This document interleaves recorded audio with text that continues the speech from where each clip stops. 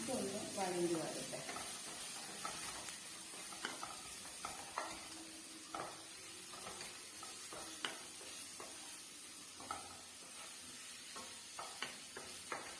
ഇത് നന്നായി ഒന്ന് വഴണ്ടി വരണം. ഇതിലേക്ക് നമുക്ക് മാങ്ങ ഇടാൻ പോവാണ്.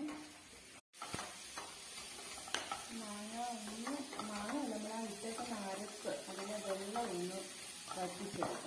രണ്ടാം പാൽ ഒഴിക്കണം.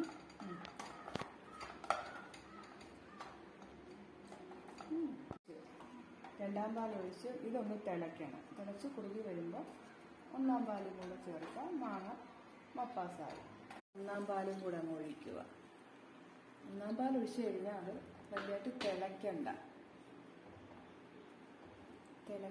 തിളപ്പിക്കേണ്ട ആവശ്യമില്ല. ഒന്നാം പാൽ ഒഴിച്ചതിന് ശേഷം ഞങ്ങളുടെ ആദ്യ വീഡിയോ ആണ്. എല്ലാവർക്കും ഇഷ്ടമായെങ്കിൽ ലൈക്ക് ചെയ്യുക, കമൻറ്റ് ചെയ്യുക, സബ്സ്ക്രൈബ് ചെയ്യുക. ബൈ.